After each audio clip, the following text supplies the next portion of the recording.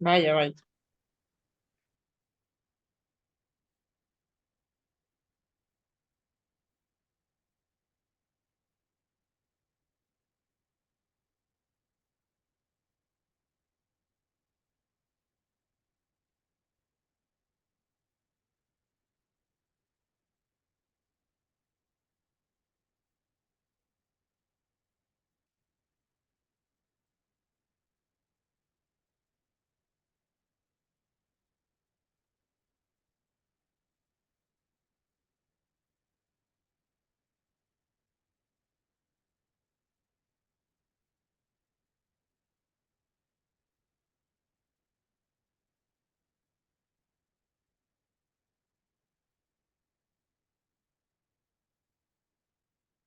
Listo.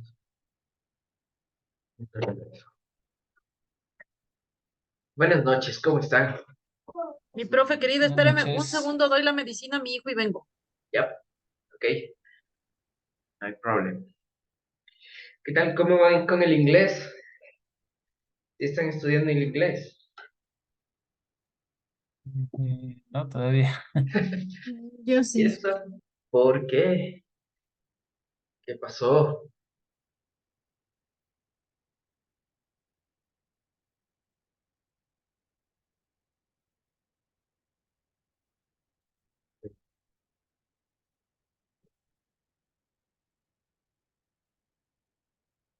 Está una pandemia con los niños, ¿no? Que tienen ahora, están con neumonía. ¿Qué cosa, profe? Que hay una pandemia con los niños por el tema Sí, de la neumonía, media rara, dice. está heavy esto. Mi hijo estuvo hospitalizado el fin de semana.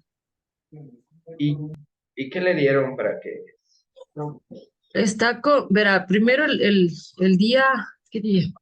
El del jueves al viernes amaneció con una tos de tarro, pero como de fumador, feísimo. Ya, Y el sábado empezó con una diarrea, con un vómito imparable, infección intestinal. Corre al hospital a hacerle exámenes. A hacerle exámenes, jure. Lo atajaron porque estaba totalmente deshidratado. ¿sabes que lo mismo le pasó a una compañera del trabajo? Muy, muy deshidratada. Y no es que es de una niña, sino es ya una adulta. Imagínese. Y le tuvieron que inyectar suero y vitamina C y toda la vaina Sí. para atenderle. El Entonces sí, tema es que yo con mi hijo no puedo automedicarle o tal vez dejarle pasar mucho tiempo, porque él ya tuvo neumonía, o sea, él ya fue hospitalizado. Luego de 3 meses de la neumonía le dio bronquitis. son como que Entonces, varios virus, ¿no? Que van, sí, sí, sí, sí, sí, es heavy esto. sí, así veo. Sí, sí estaba viendo, sí le estaba escuchando a un médico que justamente decía que los hospitales están saturados con deshidratación y le están mandando. Y que el tema estomacal es la primera señal, porque dice que el virus se aloja en la parte inferior de los pulmones y que eso empuja o afecta directamente el estómago, que porque tienen contacto. Algo Así es, así estaba escuchando. Bueno, así es. perfecto, esperemos que todos se mejoren. Hay que cuidarse mucho, hay que estar pendientes de los pequeños, hay que cuidarles. Y ya, pues, lo bueno es que no es ningún virus complicado. Va a poner Así mucha es, atención en eso. así Y es, ya, profe. Oiga, darle. profe, otra cosa que tengo que contarle. Tengo un problema en la plataforma. ¿Qué pasó? Hoy día hablé con Gabriel, no sé de qué departamentos es. Hay un tema en pagaduría, en contabilidad.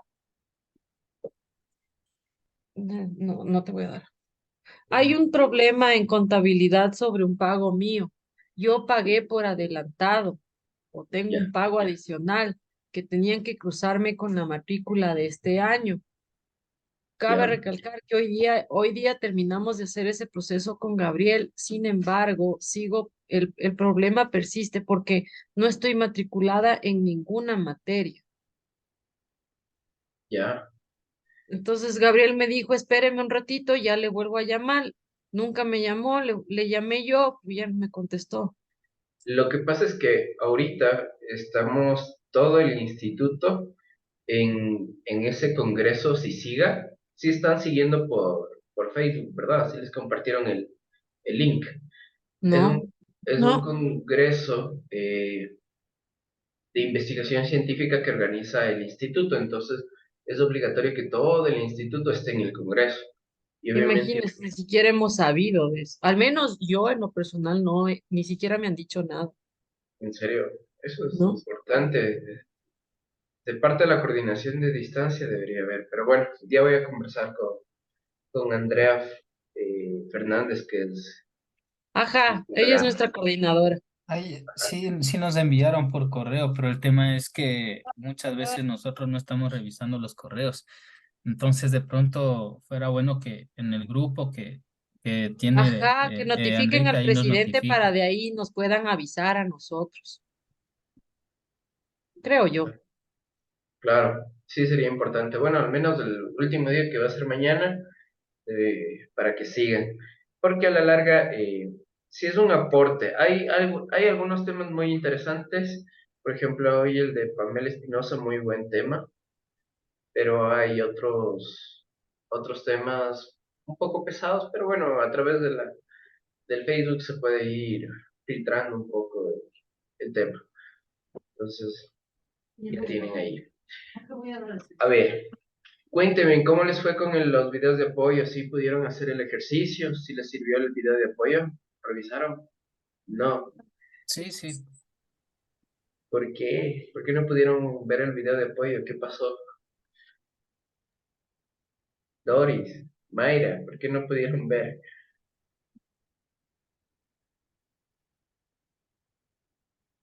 Perdón, yo sí vi, pero no le entendí. O sea, traté de hacerle, pero no sé si estará bien, es más claro. Ya, a ver. Mejor dicho. Ok, listo, veamos. Déjenme abrir el...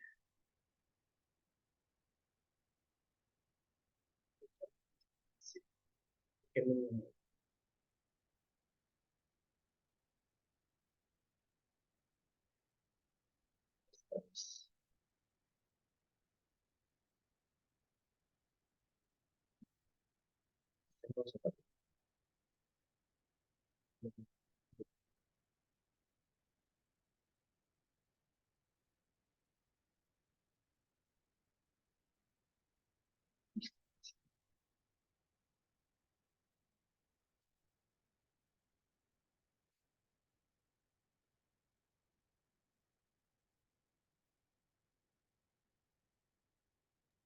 Perdón, me perdí de algo. ¿Por qué todos estamos callados? Están esperando que yo abra la guía Ah, para poder hacer el ejercicio en conjunto. ya. Estamos esperando. Pero estamos esperando al profe. Listo. Ok. Dentro del ejercicio,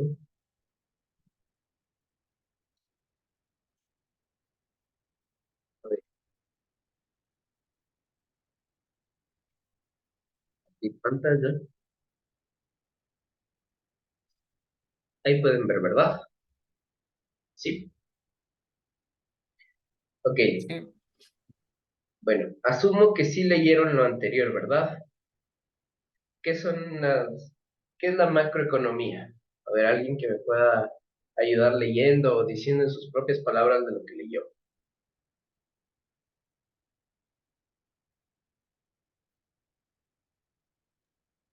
Es la información de las variables de las macro y micro. ¿Por qué creen que es importante la macroeconomía?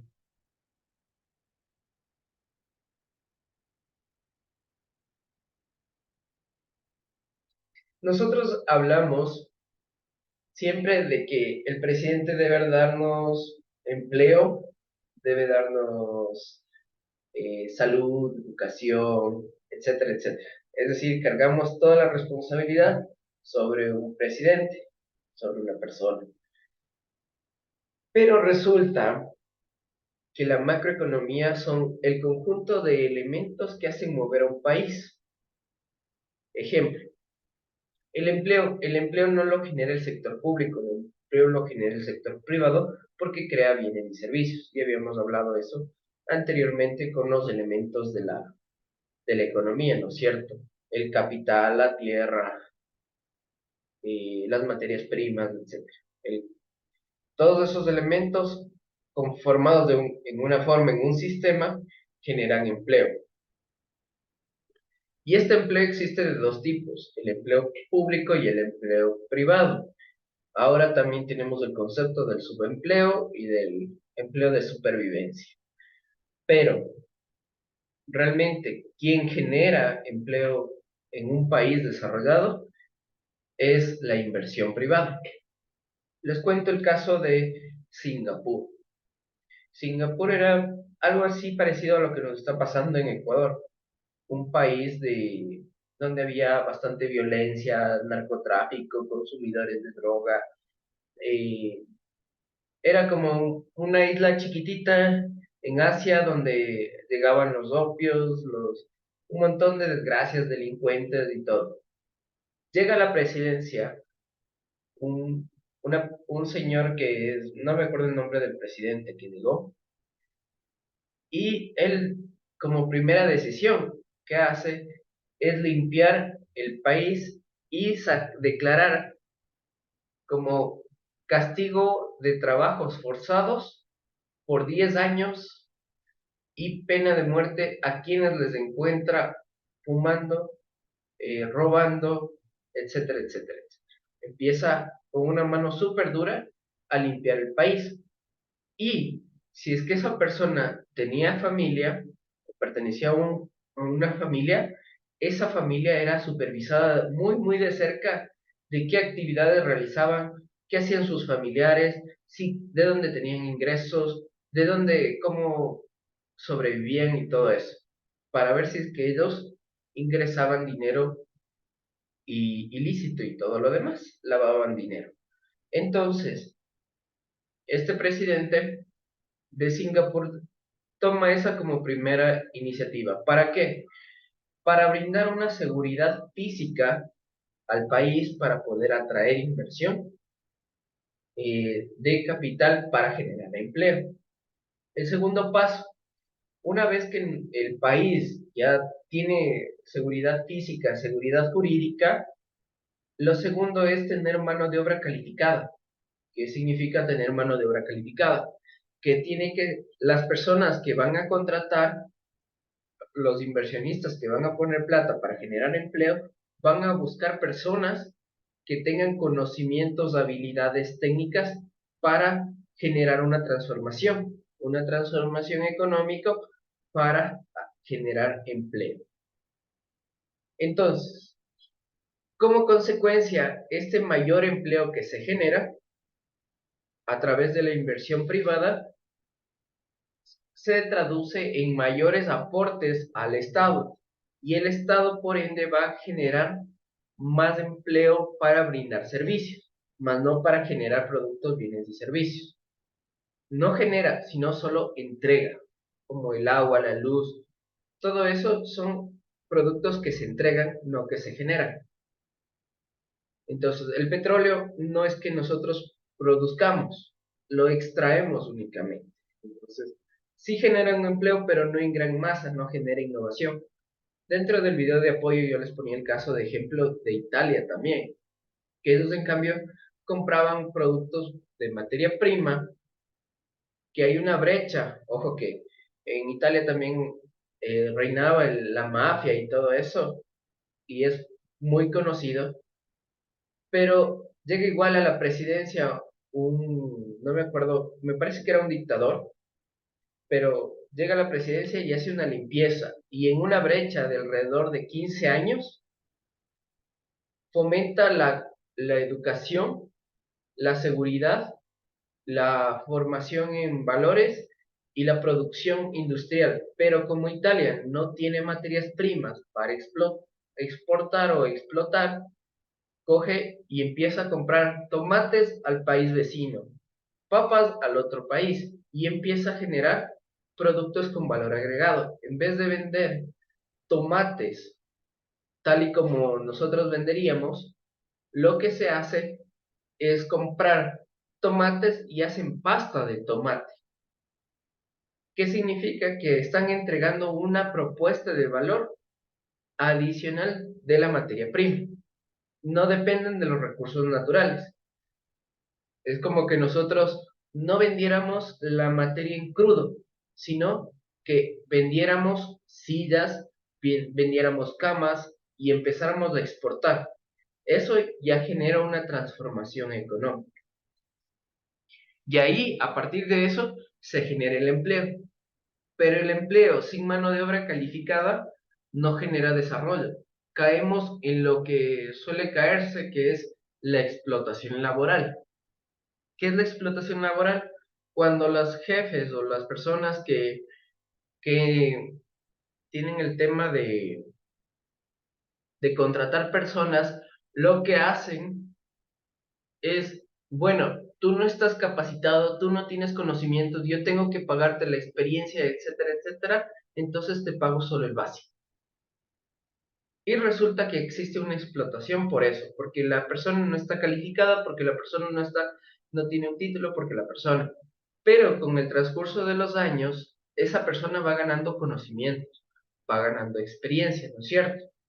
Y estos conocimientos y esta experiencia tiene que ser revalorizada, pero necesita el empleador, si es que es un buen empleador, un certificado que diga, sí, efectivamente conoce esto.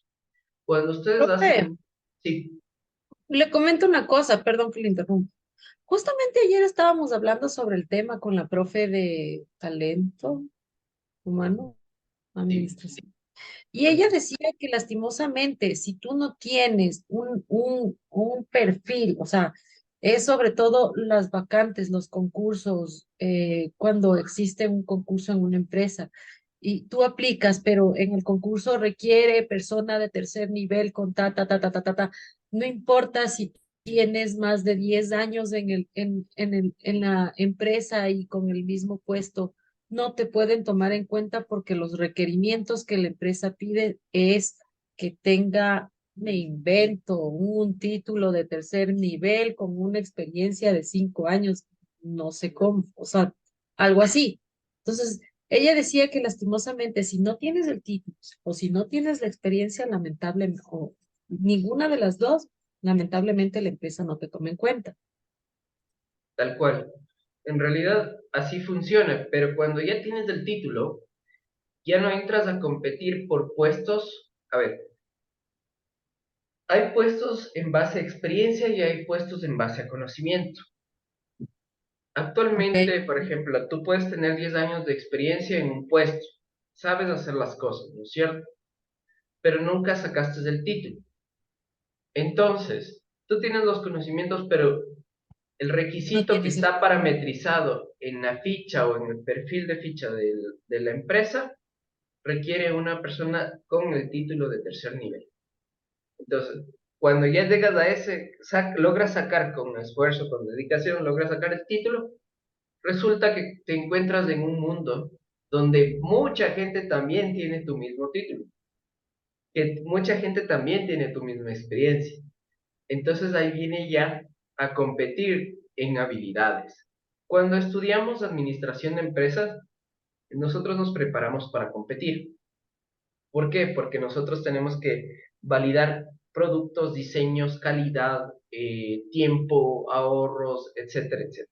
Un montón de elementos que vamos a aprender, pero que todo el tiempo nos permiten desarrollar ventajas competitivas. Y yo les digo a los alumnos que ustedes son una empresa. Realmente cada uno de ustedes son una empresa. Y a esa empresa tienen que invertirle.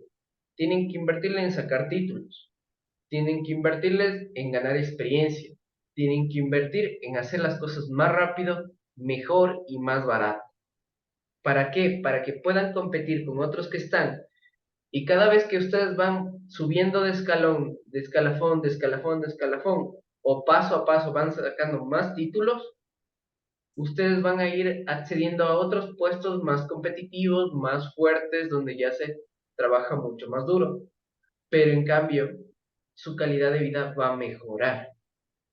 O sea, va atado, claro, el esfuerzo, el sacrificio, va a ir atado a una mejor calidad.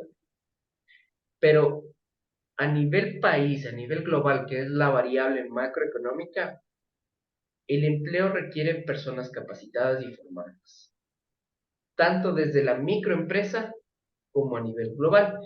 Y si sacamos una estadística a nivel nacional del promedio del nivel de educación que tiene el ecuatoriano, no llega ni al tercer nivel.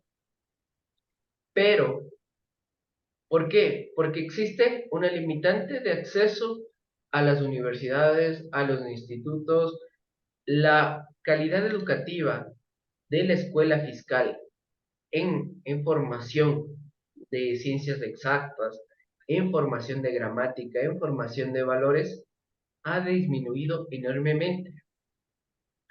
Antes decían, no, pero es que antes era mucha violencia, decían que había muchos gritos de parte del docente hacia el estudiante, que le jalaba la patilla, que le pegaba en las manos, etcétera, etcétera. Sí, de acuerdo, estaba mal eso, pero se ha ido tan al extremo las leyes Y que ahora ahora, resulta que el estudiante es el que puede ofender al profesor, ya no el profesor al estudiante. tal cual, o sea, ya no es que es un proceso de enseñanza o educación, ya ahora el alumno del Manipulación. colegio, de la escuela, le grita al docente, y el docente, si se atreve a ponerle y decirle, siéntate, estás mal, le está atacando psicológicamente y es denunciado penalmente. Ojo, que eso lo que disminuye es en el desarrollo de la Academia. educación y la decadencia del país. Claro. Por ende, cuando lleguemos, tenemos estudiantes adultos que ya salen del colegio, como A o B razones, ya salieron del colegio, quieren realizar, adquirir un empleo, se dan cuenta de que la educación que tienen no es suficiente. Entonces que necesitan formarse como ingenieros, como veterinarios, como esto, y resulta que ya no tienen las bases ni el conocimiento por esto. Y cuando hay ese choque y hay esa limitante, la inversión dice, ¿para qué voy a invertir en el Ecuador si no tengo quien me opere la maquinaria? Si no tengo ingenieros que me den mantenimiento, si no tengo agricultores que me cuiden la siembra, si no tengo personas que estén cuidando cada detalle de mi diseño, de mi construcción, supervisores, etcétera, etcétera. Somos apenas 18 millones de habitantes. Imagínense Japón que tienen 600 millones de habitantes. China que son 1.200 millones de habitantes. El nivel de competitividad es tan alto que hace que sean mucho más calificados para el tema del empleo. Y el empleo va atado al consumo. Si es que yo tengo empleo, puedo consumir bienes y productos y puedo demandar nuevos bienes y productos. Un ejemplo, si yo tengo trabajo, hablemos, trabajo de carpintero, ¿ya? Con el sueldo que me pagan, yo puedo consumir verduras, yo puedo consumir, comprarme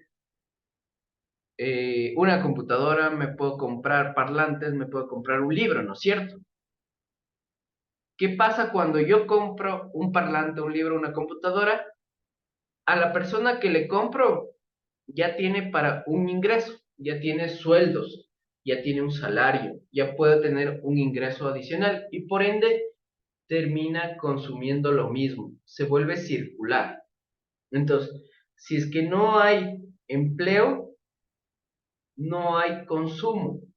Y si es que no hay consumo, no hay producción. Y si es que no hay producción, no hay inversión.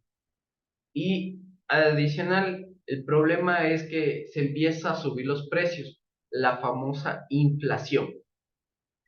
Que la inflación no es mala si es que se mantiene en un menos de un 5%, pero si supera, como en países, bueno, con otro tipo de economía, superan el 5%, llegan al 10% o están en el 1000%, en el 100% y se devalúan enormemente la moneda, resulta totalmente nociva.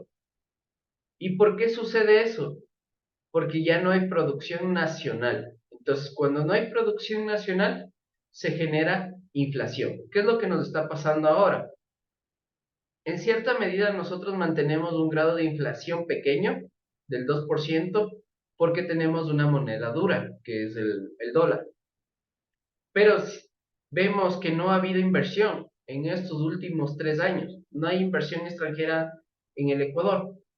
Por ende, no hay generación de empleo. Por ende, no hay generación de consumo.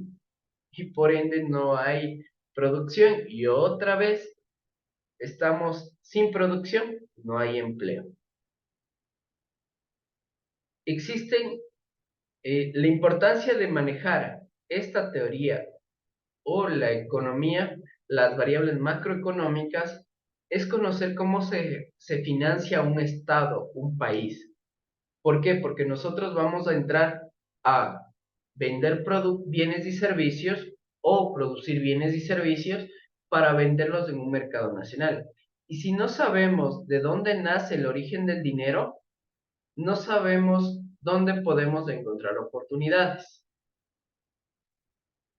El origen del dinero que entra al país es resultado de las exportaciones de camarón, de rosas, de la venta de petróleo, de la exportación de trigo, del oro y de los famosos créditos que pedimos al exterior. Como tenemos más gastos que ingresos, entonces nos toca hacer créditos en el exterior para cubrir el diferencial. Es como en una casa.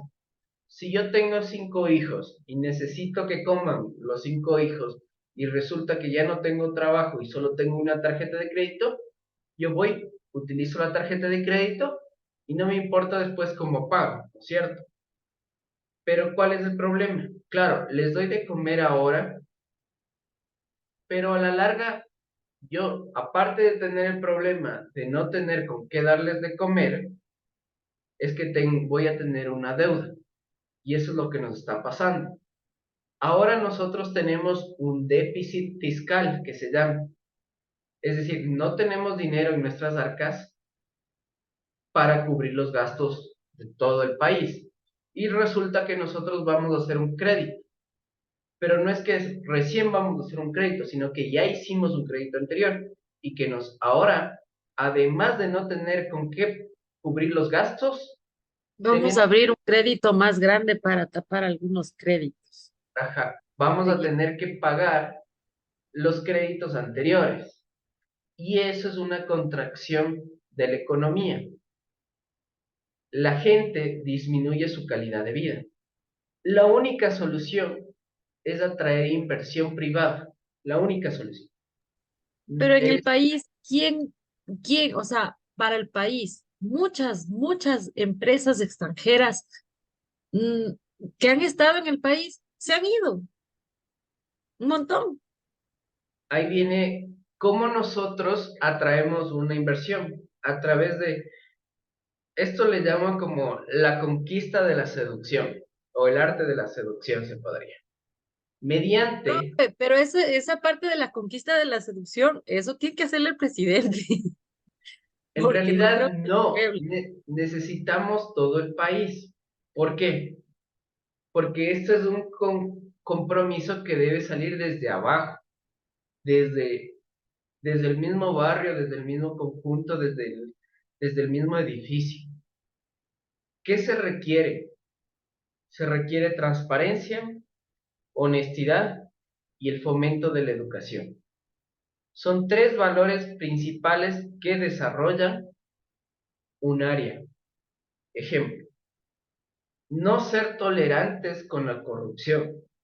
Corrupción hablamos de el incumplimiento de pagos. Por ejemplo, pides prestado $10 al amigo y no le pagaste esos $10 cuando dijiste que le ibas a pagar. Desde ahí nace la corrupción. O ves que te encuentras un celular en la calle y te coges ese celular y lo utilizas tú. Eso es corrupción. ¿Y lo que Ahora, hacen los agentes de tránsito? ¿Qué es? también es corrupción, pero a lo que voy es que el compromiso debe salir desde la sociedad, es decir, desde cada uno de nosotros comprometernos en invertir en nosotros mismos en educación y nuestra familia en educación. Si es que nosotros empezamos a cambiar desde nosotros, en formarnos, en educarnos, en capacitarnos y a la vez compartir esta educación con los que están a nuestro alrededor, se va a producir un cambio. ¿Qué resultado va a dar? Que a la larga, estoy hablando de unos 2 años, 3 años, si es que hay ese compromiso, vamos a volvernos un país más vivible y más seguro, porque ya vamos a decir, a ver, mis hijos van a tener oportunidad de trabajar en base a su intelecto, en base a sus habilidades, en base a su conocimiento. Ya no van a tener que buscárselas o rebuscárselas de alguna manera, que eso les abre la puerta para generar inseguridad. Entonces, si es que ponemos como base la educación, la formación, nos va a generar una mayor atracción de inversión. Y resulta que por ahí vemos que alemanes y suizos les gusta vivir en Quito, les gusta vivir en Cuenca, o les gusta vivir en La Tacunga, o les gusta vivir en Cotopaxi por la naturaleza. Entonces ellos van a venir con inversión porque ellos tienen conocimiento, quieren ponerse una empresa, quieren vivir acá. Y se puede, si es que el entorno es seguro, y estamos educados y formados, vamos a poder trabajar para ellos y de ahí ir capitalizando. Y se empieza a captar dinero desde el exterior. Para eso necesitamos generar una transformación de la matriz productiva del país. El país está acostumbrado a depender 100% del petróleo. ¿Qué significa esto? Que si es que el precio del barril de petróleo cuesta $0, nosotros como país no tenemos ingresos, no tenemos con qué pagar. Si tuviéramos personas capacitadas, tendríamos producción agrícola, producción de tecnología, producción de software, producción de mecánica, de tantas áreas de ingeniería, de ciencias, de producción intelectual, un montón de cosas que podríamos empezar a exportar al mundo y vender, como hace Israel. Israel era un desierto hace muy poco tiempo, unos 20 o 30 años atrás, no, más, ya estoy hablando como 40 años atrás, era puro desierto. ¿Y qué hizo que cambie Israel? El conocimiento. Empezaron desde abajo, estudiando cómo optimizar el consumo de agua, ingenieros en hidráulica. Entonces, y empezaron a capacitarse. Ahora ellos venden tecnología para seguridad, tecnología para software, tecnología para la agricultura, tecnología para el conocimiento, administración de ciencias económicas, administración de empresas, consultoras de auditoría, consultoras de un montón, arquitectos, ingenieros, investigadores de materiales, un montón de ciencia vende. Y es chiquito y está vendiendo igual que Estados Unidos, está vendiendo incluso más que China, está vendiendo más que Rusia, más que Japón, pero y es tan chiquito que solo a través del conocimiento lo hace. Nosotros tenemos tierra para hacer flores, tenemos tierra para producir tomates, pero no sabemos vender pasta de tomate. Importamos, ustedes van a ver, se van al Supermaxi Y las únicas marcas son Los Andes, que es importada, Hell's, que es importada, Maggi, que es importada, Nestlé, que es importado. Todas esas marcas son importadas, Snob no es importado, Snob es de aquí. pero no consumimos. Es muy poco porque la calidad no La es. calidad del producto no es buena. Porque, ¿qué es lo que falta para que sea la calidad igual? El tema es que Snob abarata costos por la calidad de ingredientes. Pero, ¿qué Profe, más que todo necesitaríamos? también son marcas conocidas y las otras marcas se les hace un poco más difícil llegar al mercado, las otras ya Llegar son al marcas de mercado. años. Pero, ¿qué es lo que les hace falta? Calidad, Pero, ¿y cómo se consigue la calidad? invirtiendo más No, con conocimiento. también. Entonces, necesitamos personas que se capaciten mucho mejor en ingeniería en alimentos, en crear recetas, en todo, en generar procesos de producción más eficientes, más eficaces. Pero eso no hacemos los ecuatorianos. Entonces, nos, nos vamos a ir generando un nivel donde los precios de los productos importados van a ser más altos porque la calidad es más difícil y los precios de los productos nacionales van a ser más bajos, pero vamos a tener que consumir cualquier cosa. No sabemos qué es lo que estamos consumiendo. Y ahí hay una desventaja a nivel macroeconómico. Entonces, cuando hablamos de macroeconomía, ¿cuáles son los elementos? Son la inversión, el empleo, la inflación, la, las exportaciones, todo eso se llama el famoso PIB. ¿Qué es el PIB? Es el Producto Interno Bruto, que es la sumatoria de todo lo que nosotros cogemos y vendemos al exterior. Todo. Sumado todo eso, el PIB es el Producto Interno Bruto. Ahora, de este Producto Interno Bruto, una partecita va a las arcas estatales. Y con esa partecita queremos cubrir una gran deuda que no nos alcanza. Entonces, realmente, decisiones extremas generarían un colapso social porque no queremos que nos afecten nuestras condiciones de vida actuales, pero tampoco estamos invirtiendo en conocimiento. Y para ir mitigando, sí se necesita una radicalización en el conocimiento. Es decir, que toda la gente, todos los políticos, aparte de construir calles, aparte de construir grandes edificios, lo que se necesita es invertir en las personas, invertir en la gente, en su gente que les lleve a tener buenos ingresos y demás. Entonces, ahora existen variables macroeconómicas y agregados económicos.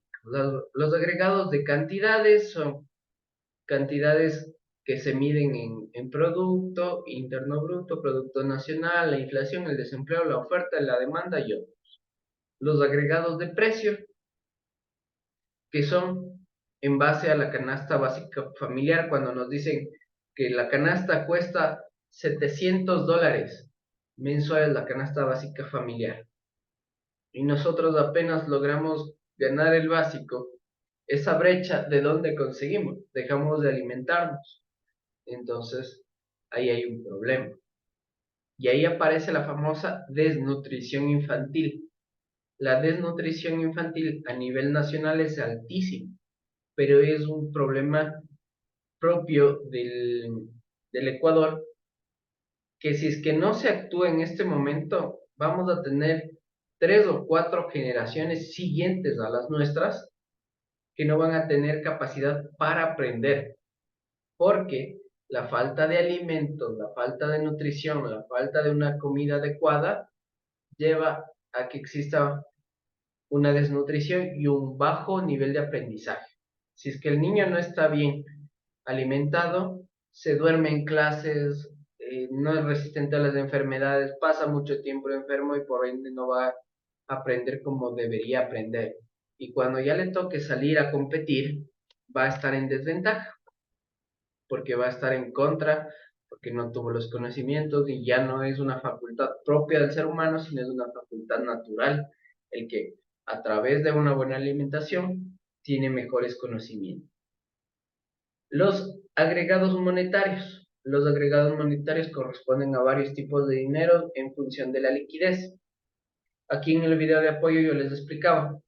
Yo puedo hacer como presidente, yo puedo hacer un crédito de $1.000 millones. Coger y meter esos $1.000 millones en toda la economía, distribuir así. Incluso puedo regalar a la gente y decirle, a cada uno les voy a regalar $500 de estos $1.000 millones. ¿Qué va a pasar? Que esos $500, como yo no tengo una población educada y capacitada para generar inversión, lo que va a pasar es que se van a consumir. Se pueden consumir en televisión, se pueden consumir en ropa, se pueden consumir en alimentos, esos $500 o en pago de deudas. Y resulta que los $1.000 millones que tenía previsto para un año de vida de las personas no les dura ni 5 días. Y cuando acaben los 5 días me van a decir, ¿y dónde está mi más dinero? Pero yo voy a decirles, pero ustedes no me han generado ningún producto, ningún servicio, no puedo cobrarles impuestos, por ende, no puedo recapitalizarme. Entonces ahí la población le dice, ese ya no es mi problema, yo quiero otra vez mis $500.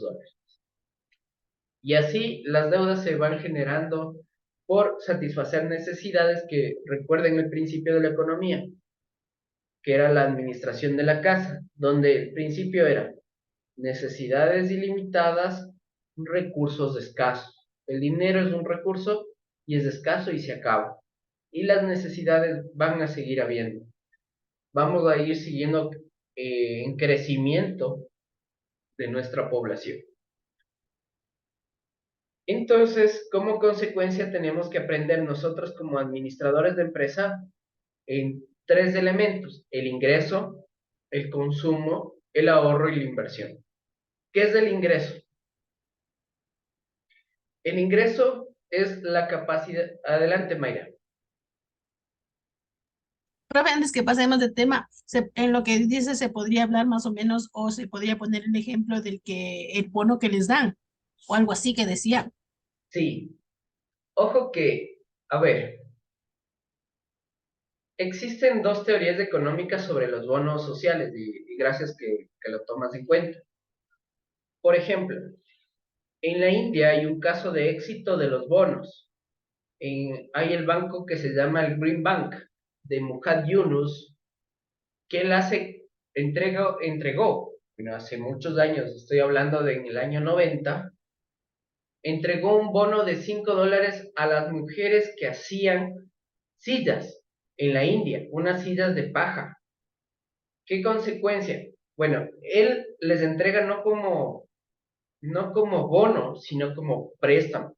Es decir, les da el dinero sin ninguna garantía, sin nada, pero con la condición de que le devuelvan el dinero para volverle a dar a otras personas. Entonces, así nace este famoso Green Bank, donde este bono entregado a las mujeres productoras genera mayor producción. Entonces ellas cogieron estos $5, fueron a comprar materia prima y produjeron ya no una silla, un taburete que lograban hacer con $1, sino que ya hicieron 5 sillas. Desarrollaron su habilidad económica y les permitió devolver. Luego vendían a $2 estas sillas y devolvieron los $5 y ya tenían $5 de capital. Entonces fue un incentivo de desarrollo. Ahora, existen bonos para familias de extrema pobreza, que donde tienen el problema de desnutrición infantil y son generaciones que han venido desnutridos personalmente, o sea, que son de varias generaciones pobres, entonces no han consumido, no se han alimentado bien y por ende, como resultado, nos da que no se han educado, no tienen una orientación, no tienen una capacidad para desarrollar una alternativa y se dedican a sobrevivir. Ellos, por ejemplo, necesitan el apoyo del Estado a través de un bono para salir de esa situación. Pero existe el bono mal utilizado, donde existen personas con capacidades, con creatividad, que tienen un montón de cosas y que piden encima el bono. Entonces, ahí está mal utilizado el bono. Y ahí genera en cambio pobreza. ¿Por qué? Porque ese dinero que le estás destinando a alguien que no necesita y que va a coger ese dinero como sobrante y va a gastar en un producto suntuario, no va a generarme producción, no me va a generar ingresos y por ende el Estado va a perder eh, el activo.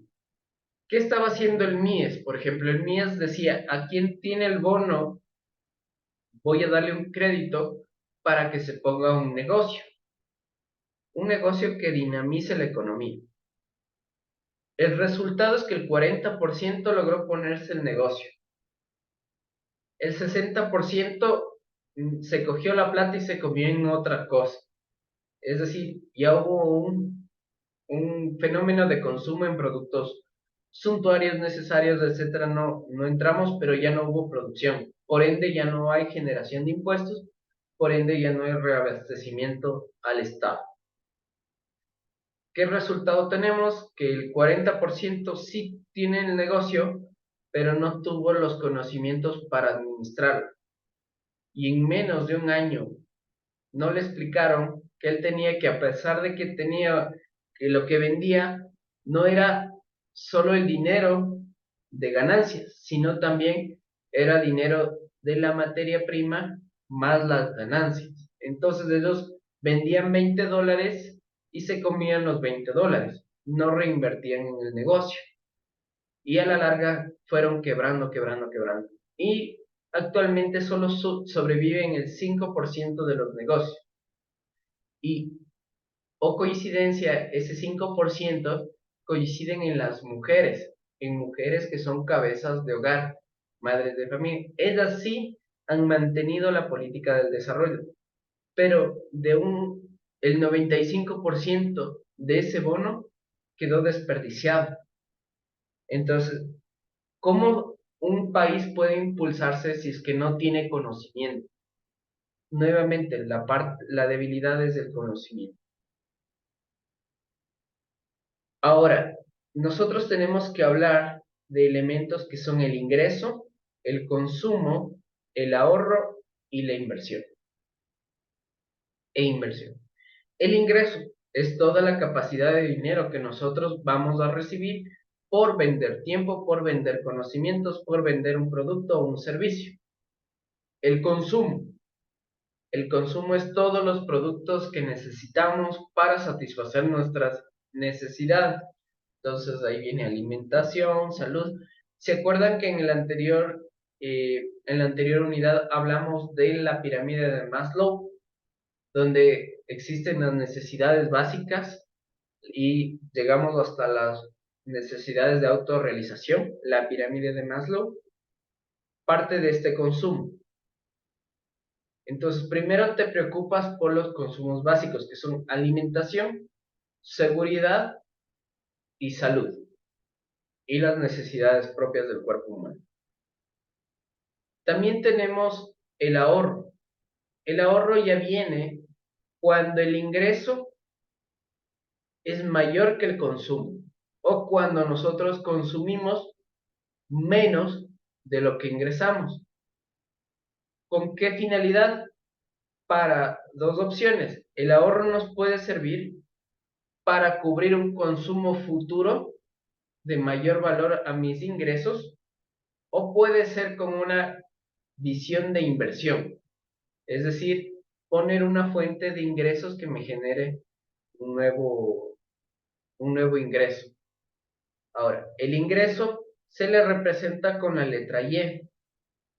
Entonces, ingreso es la letra Y, consumo es la letra C, ahorro es la letra S. El ahorro es igual al ingreso o renta, que es Y, menos el consumo. La inversión es el uso de bienes para obtener ingresos o rentas a largo tiempo. El consumo autónomo es aquel consumo que es independiente del nivel de ingreso que tengan las familias o las economías domésticas. Propensión marginal al consumo es en cambio la variación del consumo ante cambios en el nivel de ingreso de las familias o economías domésticas. Y la propensión marginal al ahorro es la fracción de $1 adicional al ingreso disponible que se emplea en el ahorro adicional. Entonces, tenemos nuestras famosas formulitas que es, el ingreso es igual al consumo más el ahorro, porque no tengo más plata, ¿no es cierto? Entonces, si es que tengo $1 y me consumo 50 centavos en un chicle y digo voy a ahorrar 50 centavos, entonces mi fórmula tiene que ser $1 es igual a 50 más 50, que sería ingreso es igual a lo que consumo más lo que he ahorrado. El consumo, en cambio, despejando esta incógnita es, el consumo es igual al ingreso menos el ahorro. Si mi ingreso era $1 y mi ahorro era 50 centavos, mi consumo, lo que me queda en dinero es 50 centavos, ¿no es cierto? Ahora el ahorro, ¿a qué es igual? El ahorro es igual a mi ingreso menos mi consumo. Si mi ingreso es $1 y mi consumo es 50 centavos, mi ahorro es 50 centavos. Listo. Con estos datos tenemos nuestra famosa tablita. Yo ya les puse aquí en el aula, déjenme ver si es que está aquí. Ya. Aquí en el aula, en la semana 5 o 3. No, en la semana 4 mismo. En la semana 4, ¿dónde está? Yo ya les puse un Excel. Déjenme ver si está en la En la semana. semana 3. Está en la semana 3. Ok. Semana 3 está, profe. Aquí. Aquí está en la semana 3.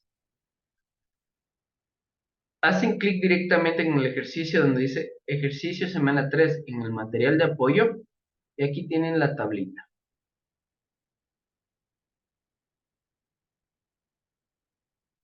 Esperamos a que se abra el programa. Ok. Abrimos.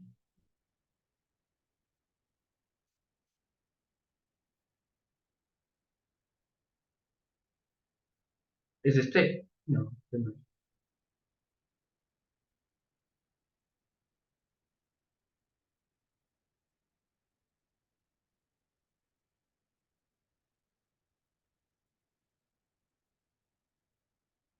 Ay, está mal entonces. Espérenme, Sí, espérenme. es de ese, profe. Sí, pero está mal. Esto está mal cargado. Denme un segundito. Creo que está. ¿Le sale POA? Sí. Ya está mal cargado. Denme un segundito. Creo que ha habido un cruce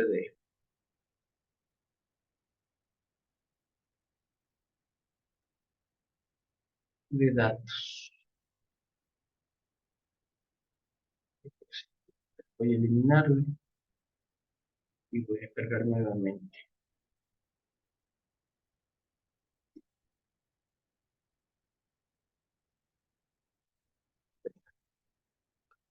Así tenía guardado.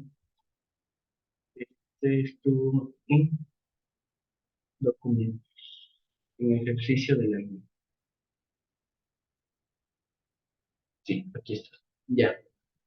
Denme un segundo. Solo le cargo y ya le pueden descargar. Añadir. Añadir actividad o recurso. Es el ejercicio acerca de calcular la propensión marginal. Ajá. O sea, sí estaba, pero no sé qué pasó, porque ese ya sí lo tengo yo. Eh,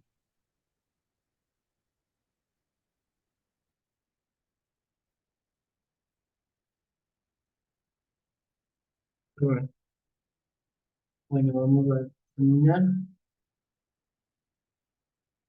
Ejercicio de la guía. Abrir.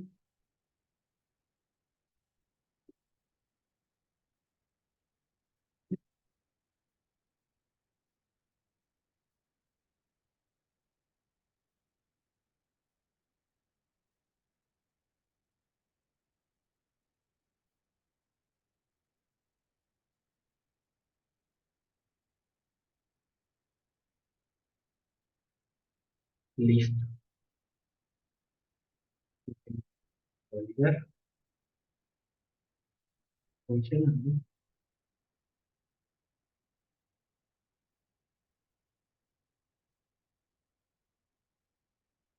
Listo. Ya. Ahora sí.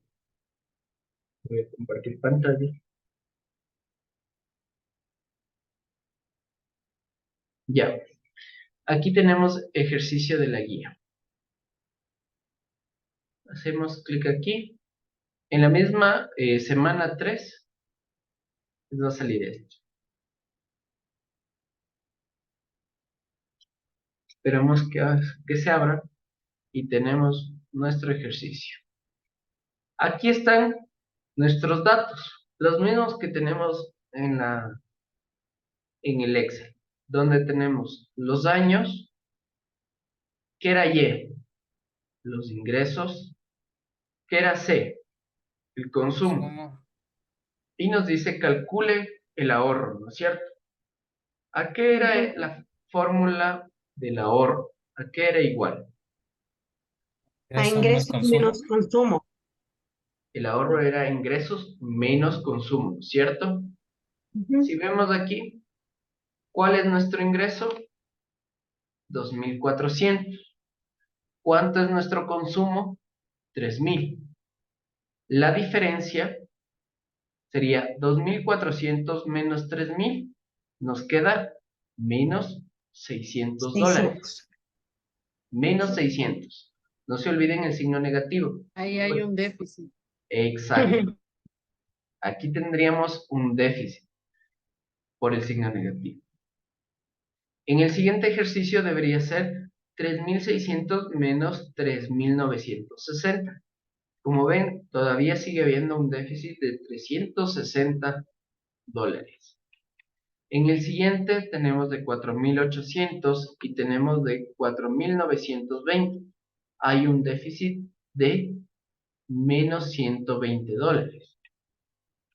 En el 2017 ya hay 6.000 de ingresos y 5.880 de consumo. Entonces, hemos consumido menos de lo que hemos generado en ingresos. Por ende, tenemos un superávit, se llama, de 120, es más $120.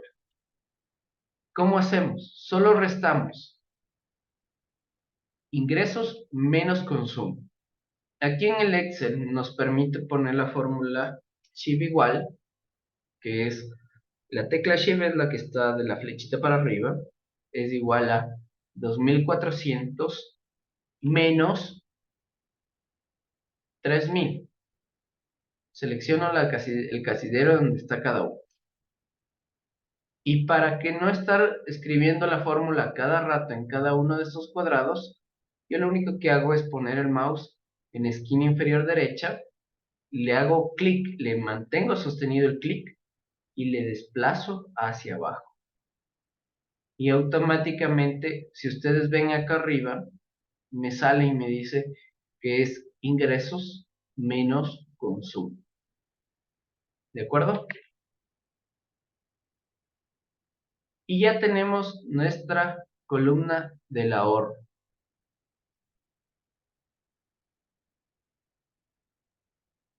Ya tenemos nuestra columna de ahorro. Ahora nos dice que busquemos la propensión marginal al consumo. ¿A qué era igual la propensión marginal al consumo?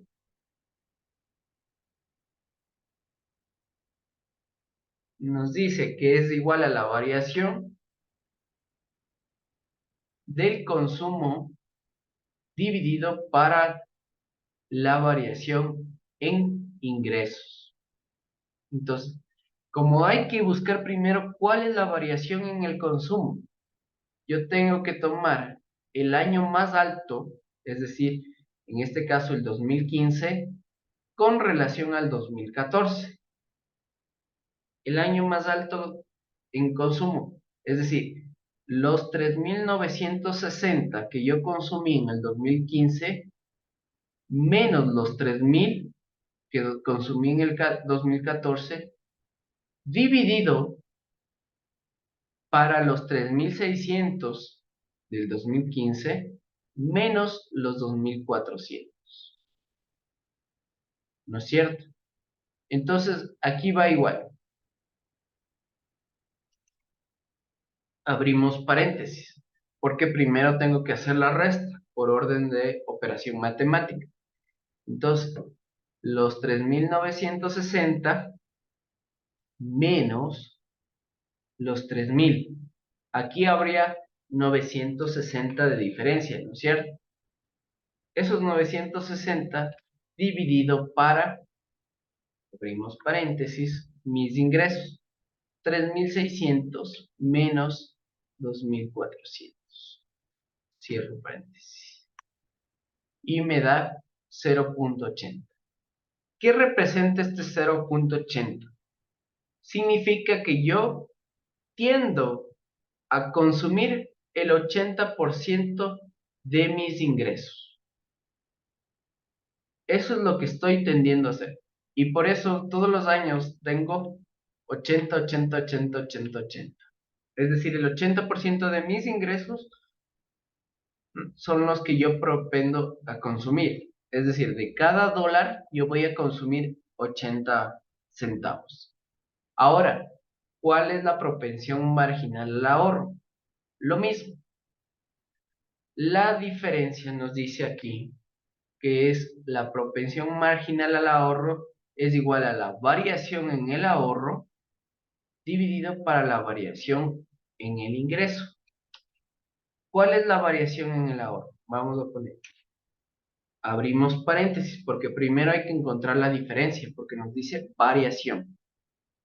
Entonces, en el ahorro nos dice que son 360, es decir, el año más alto menos el año más lejos, dividido para mis ingresos. Abrimos paréntesis para la variación de mis ingresos, que es la variación del año más alto menos el año más lejano. Y me da 0.20. Eso significa que yo tiendo a ahorrar por cada dólar 20 centavos, es decir, el 20% de mis ingresos lo destino al ahorro en esto. Entonces, ahí ya sacamos la propensión marginal al consumo y la propensión marginal al ahorro. Y listo, tenemos el ejercicio resuelto. Este archivo está cargado en la plataforma y pueden revisarlo sin ningún problema. Ya. Ahora, como ustedes pueden ver, 20 más 80, ¿qué nos da? 1, ¿no es cierto? Es decir, el 100%. El 100% que equivale a lo que yo gano en total, el 100% de mis ingresos, el 80% está en el consumo y el 20% está en el ahorro. No tengo a dónde más ir. Si yo no consumo, ahorro. Si es que yo no ahorro, consumo. Ese es el principio. Entonces, cuando nosotros analizamos económicamente nuestra economía debe estar conformada por consumo y ahorro. Si es que no tengo ahorro, tengo exceso de consumo. Y si es que tengo exceso de consumo, tengo déficit, porque quiere decir que no tengo capacidad de ahorro. ¿De acuerdo? ¿Alguna pregunta al respecto?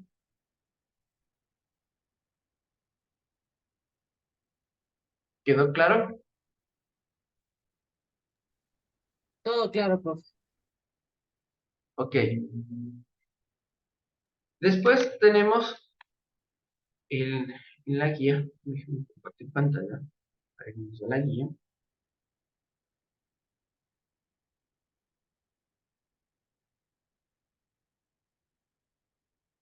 Tenemos un ejercicio. Esto ya es resuelto, ¿no es cierto? Ahora,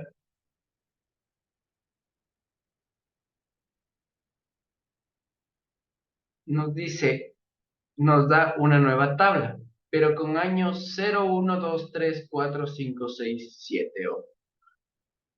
Y nos da cuánto tenemos en ingresos y cuánto tenemos en ahorro. Y nos pide calcular lo mismo. Ahora, ¿qué hacemos? Damos la vuelta a las fórmulas, utilizando las mismas fórmulas de acá. Por ejemplo, si tenemos ingresos, ¿dónde está? Si tenemos ingresos y ahorros, ¿qué puedo calcular? El consumo, que es igual a los ingresos menos el ahorro. Tengo el consumo. Ahora, si es que tengo el ingreso y ya voy a tener el consumo, puedo calcular el ahorro, pero ya no tendría sentido. Solo sacando ya el ahorro, ya puedo sacar mi propensión marginal al ahorro y mi propensión marginal al consumo, que eran las ecuaciones en Excel, que pueden utilizar la misma tablita. ¿De acuerdo? ¿Está difícil? Profe, ¿puede bajarle un poquito, porfa? Que quiero tomar un capture de pantalla de la fórmula. Más arriba, pues. Ya. Más. Ay, la de abajo, más abajo. Esa. Esta, gracias. Y la de la fórmula, esta. Chévere. Gracias, profe. Ya. Profe, una consulta. En la tarea está hacerlo en Word. O sea, lo podemos hacer en Excel. Lo pueden hacer en Excel, pero le copian y le pegan en Word. No hay Ok. problema. ¿Ya? Ya, profe. Listo. Muchas gracias. ¿Alguna duda adicional? Igual apóyense en el video de apoyo, que ahí también está detallado al Ya, detalle. ¿Listo? chévere, profe. Ok. ¿Al- ¿Alguna duda tal vez? No, ¿No? ¿Quedó todo claro? No. Dele No tan claro por las fórmulas, pero ya, o sea, revisando, sí se lo puede hacer. Ahí hagan, vamos a ver cómo nos va y si hace falta nos da una manito.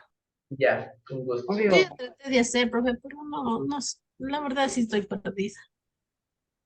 Es que ahí sí necesitas manejar el Excel de O sea, sí, yo sí lo manejo el Excel, pero es como, o sea, como estaba haciendo así como a mano, o sea, yo no le hice en Excel, pero estaba haciendo, utilizando esas claves que en las que no nos da aquí. Ya, Fórmulas.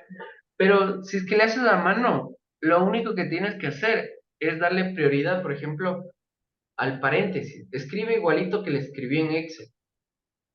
Porque me imagino que tu problema debe ser en la propensión marginal al ahorro y la propensión marginal al consumo, ¿verdad? Mayra, estás en silencio. Sí, profe. Sí, porque no, o sea, no Ya, le captaba cómo era más Karina, claro. profe, Karina Sánchez creo que quiere hablar. No. No, perdón, lo que pasa que mi hijo estaba haciéndome una pregunta y le dije que ya que termine clases me pregunte cualquier cosa. Perdón, Ah, profe. bueno, Ujú. a ver, Mayra, verás, recuerda que en matemáticas tienen orden de prioridad las restas y las sumas que la división y la multiplicación. Entonces, bajo ese principio, primero tienes que resolver las restas y después el resultado que te salga en la resta en el numerador y en la resta en el denominador, ahí sí dividirles. Caso contrario, no te va a salir. Si es que tú haces, por ejemplo, solo pones el primer año más cercano y el segundo año más lejano y le divides, lo que va a hacer la calculadora o la herramienta o el celular que utilices como herramienta es coger el último valor, dividirle al primer valor del otro lado y te va a restar los dos extremos. Entonces no es que te está haciendo una mezcolanza. Entonces hay que irle paso a paso. Primero, restarle el consumo del año 2015 menos el año 2014 y el ingreso del 2015 menos del 2014. Primero hago esas restas y después con cada uno de esos dos resultados les divido. Si no, no te va a salir. ¿Ya? Si quieren, les paso al grupo los cuadros de fórmulas para que se guíen. Claro, lo que pasa es que Mayra lo estaba haciendo a mano. Entonces, Muchísimas por eso. gracias. ¿Ya? Ok. Ok. Bueno. Sí, está bien incluso para memorizar es bueno. ¿Listo? ¿Alguna pregunta adicional? No. ¿No? No, profe. Listo. Nos vemos la próxima semana. Cuídense mucho. Chao, chao. Hasta la próxima, Gracias. muchachos. Gracias, profe. Gracias. Descansen. Feliz fin de semana. Igualmente para todos. Igualmente, gracias. Gracias. Chao, profe. Chao.